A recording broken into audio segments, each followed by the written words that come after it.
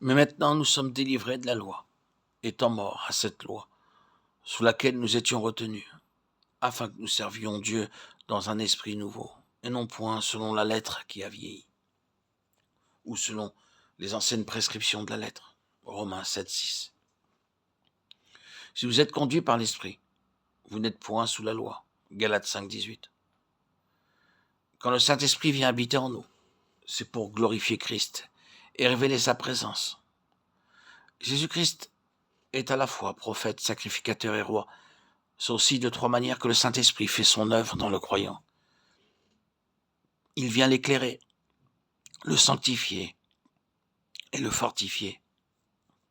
L'éclairer, c'est là ce dont parlait Christ à ses disciples lorsqu'en les quittant, il leur promettait de leur envoyer l'Esprit de vérité pour rendre témoignage de lui, les conduire dans toute la vérité, prendre de ce qui est à lui et le leur annoncer.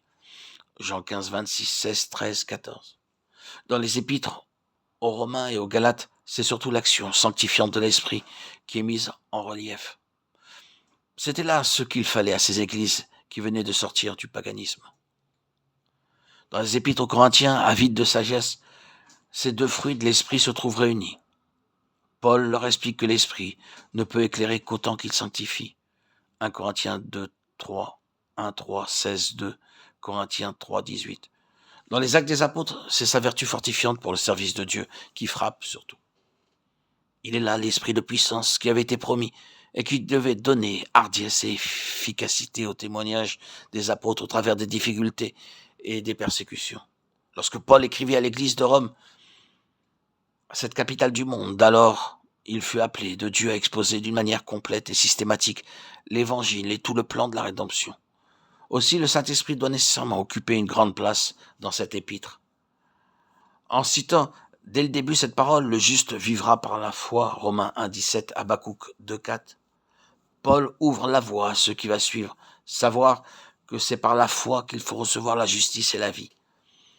Dans la première partie de son exposé, jusqu'au chapitre 5, 11, il commence par expliquer ce qu'est la justice par la foi.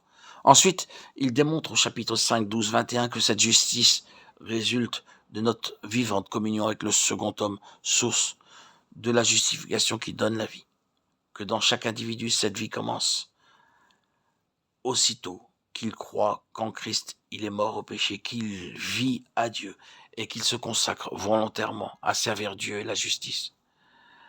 Après avoir ainsi montré qu'en Christ, nous sommes non seulement morts au péché, mais aussi à la loi par laquelle le péché prend de nouvelles forces, il en vient à parler de la nouvelle loi de l'Évangile qui remplace l'ancienne, de la loi de l'Esprit de vie qui est en Jésus-Christ.